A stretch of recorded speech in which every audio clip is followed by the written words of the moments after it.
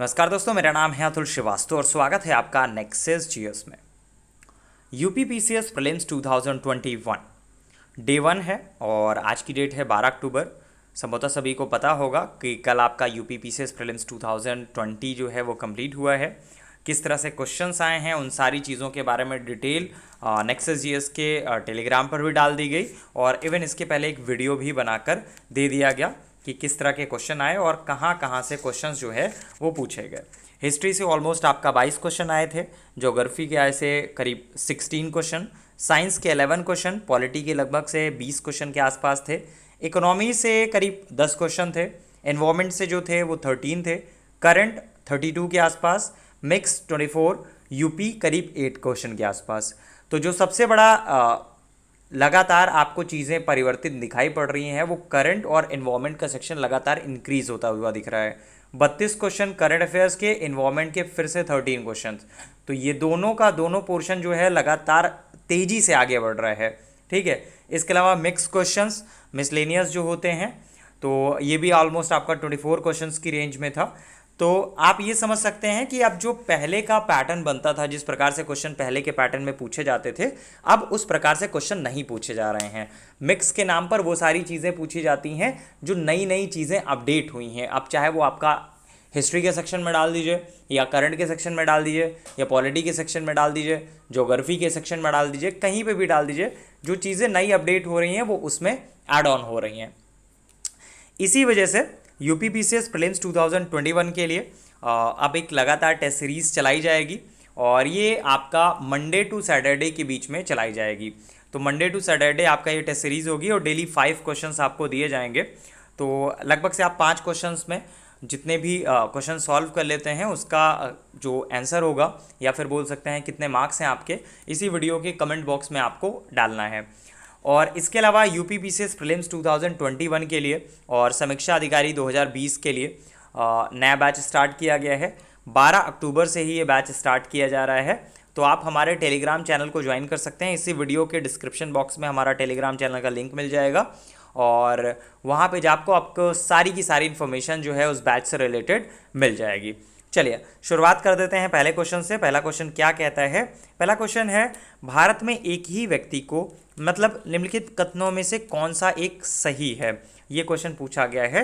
तो पहला ऑप्शन है, भारत में एक ही व्यक्ति को एक ही समय में 2 या अधिक राज्यों में राज्यपाल नहीं नियुक्त किया जा सकता है, नियुक्त नहीं किया जा सकता है। ठीक है, पहला ऑप्शन हो गया। सेकेंड ऑप्शन क्या कहता है? भारत में राज्यों के उच्च न्यायालयों के न्यायाधीश राज्य के राज्यपाल द्वारा नियुक्त किए जाते हैं, ठीक वैसे ही जैसे उच्चतम न्यायालय के न्यायाधीश राष्ट्रपति द्वारा नियुक्त किए जाते हैं। ये हुआ सेकेंड ऑप्शन। थर्ड ऑप्शन क्या कहता है? भारत के संविधान राज्यपाल को उसके पद से हटाने हेतु कोई भी प्रक्रिया अधिलिखित नहीं है, अधिकथित नहीं है। ये थर्ड ऑप्शन हुआ। फोर्थ ऑप्शन क्या है? विधायी व्यवस्था वाले संघ राज्य क्षेत्र में मुख्यमंत्री की नियुक्ति उपराज्यपाल द्वारा बहुमत समर्थन के आधार पर की जाती है। 4 ऑप्शंस हो गए। क्वेश्चन क्या था? निम्नलिखित कथनों में कौन सा एक सही है? ठीक है, तो कौन सा इसमें सही है? तो इसमें थर्ड ऑप्शन सही होगा। भारत के संविधान में राज्यपाल को उसके पद से हटाने हेतु कोई भी प्रक्रिया अधिकथित नहीं होती है। थोड़ा सा इसके बारे में हम लोग डिस्कशन पे जाएंगे। तो संविधान में जो राज्यपाल को हटाने की प्रक्रिया है उसका वर्णन कहीं पे भी नहीं है। अगर आपने जो पॉलिटी का सेक्शन है वो पढ़ रखा है तो उसको आपको बहुत अच्छे से समझ में आता होगा। तो संविधान में राज्यपाल को हटाने की प्रक्रिया का कहीं पे भी कोई वर्णन नहीं है। आर्टिकल जो 156(1) है उसमें प्रावधान है कि राज्यपाल राष्ट्रपति के प्रसाद पर्यंत पद धारण करेगा। आर्टिकल 153 क्या कहता है? इसमें है कि एक ही व्यक्ति को 2 से अधिक राज्यों का राज्यपाल होना। रीसेंट टाइम में अभी आप लोगों ने देखा है कि बहुत सारे ऐसे स्टेट्स हैं जहाँ पे 2 राज्यों के कार्यभार उन्होंने संभाल रखा है। ठीक है, तो कमेंट बॉक्स में कमेंट मारिएगा कि अभी रिसेंट में कौन ऐसी फीमेल है जिसने 2 राज्यों का राज्यपाल होने का गौरव प्राप्त किया था, या बोल सकते हैं कि चार्ज ग्रहण किया था। वहाँ पे कुछ ट्रेजेडी हो गई जिसकी वजह से वहाँ का भी चार्ज इन्होंने ग्रहण किया। ठीक है, फिर जो आपका राष्ट्रपति से रिलेटेड था, तो आर्टिकल 217(1) जो कहता है, 217(1) जो कहता है वो राष्ट्रपति द्वारा उच्च न्यायालय के न्यायाधीशों की नियुक्ति के बारे में है। आर्टिकल 239 के बारे में भी यहीं पे बात कर लेते हैं, तो इसमें संघ राज्य क्षेत्र दिल्ली के मुख्यमंत्री की राष्ट्रपति द्वारा नियुक्ति के बारे में प्रावधान है। तो कुल मिलाकर इसका आंसर क्या होगा? इसका आंसर जो होगा वो सी ऑप्शन सही होगा। नेक्स्ट क्वेश्चन पे आ जाते हैं। क्या कहता है आपका नेक्स्ट क्वेश्चन? पूर्ण योगज डीएनए प्रौद्योगिकी मतलब आनुवांशिक इंजीनियरी जीनों को स्थानांतरित होने देता है। क्या होने देता है? इसी तरह के क्वेश्चन आते हैं जहां पे आप फंसते हैं। एग्जैक्टली है क्या? पुनः योरगस डीएनए तकनीकी द्वारा किसी जीवाणु के जीन को मक्के के पौधों में स्थानांतरित किया जा सकता है और इस तकनीकी द्वारा जीनों को पौधों की विभिन्न जातियों में तथा सूक्ष्म जीवों से उच्चतर जीवों में भी स्थानांतरित किया जा सकता है। अगर हम लोग इस हिसाब से देखा जाए तो इसमें क्या क्या सही होगा? पहला ऑप्शन सही दिखा रहा है, पौधों की विभिन्न जातियों में, ठीक है। सेकेंड ऑप्शन जो है जंतु से पौधों में, ये भी सही है। सूक्ष्म जीवों से उच्चतर जीवों में, ये भी सही है। तो क्या ऑप्शन सही होगा? 1, 2, 3, मतलब डी ऑप्शन इसमें एकदम परफेक्ट होगा, ठीक है। नेक्स्ट पॉइंट पे आ जाते हैं। राज्यसभा से रिलेटेड क्वेश्चन है। राज्यसभा किसी धन विधेयक में सारभूत संशोधन करती है, तो तत्पश्चात क्या होगा? 4 ऑप्शन हैं आपके सामने, तो क्या होगा? जैसे पहला ऑप्शन है लोकसभा राज्यसभा की अनुशंसाओं को स्वीकार करे या अस्वीकार करे, इस विधेयक पर आगे कार्यवाही कर सकती है। लोकसभा विधेयक पर आगे कोई विचार नहीं कर सकती। लोकसभा विधेयक को पुनर्विचार के लिए राज्यसभा को लौटा सकती है। राष्ट्रपति विधेयक को पारित करने के लिए संयुक्त बैठक आहूत कर सकता है। 4 ऑप्शन है आपके सामने। थोड़ा सा बैकग्राउंड पे जाते हैं क्योंकि आर्टिकल 109 की बात हो रही है। तो संविधान का जो आर्टिकल 109 है, तो उसके अनुसार लोकसभा राज्यसभा की अनुशंसाओं को या तो स्वीकार करेगी या उनमें से सभी या किन्हीं को अस्वीकार करेगी, क्योंकि धन विधेयकों के बारे में लोकसभा को विशेष प्राधिकार संविधान द्वारा प्रदत्त होता है। तो इसमें क्या ऑप्शन सही होगा? बहुत क्लियर क्रिस्टल है, पहला ऑप्शन सही होगा।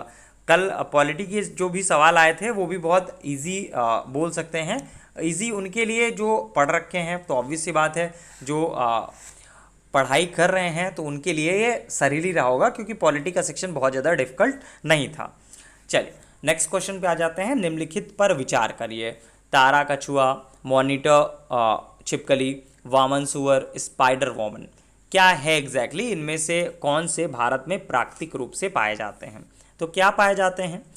स्पाइडर वोमन जो है वो आपका उष्णकटिबंधीय जलवायु क्षेत्रों में पाया जाता है। ये मुख्यतः आपका मध्य और दक्षिणी अमेरिका के सदाबहार वनों में पाए जाते हैं, ठीक है। तो इसमें 1, 2 और 3 ये सही होंगे, मतलब तारा कछुआ, मॉनिटर छिपकली और वामन सुअर, ये आपका सही होगा।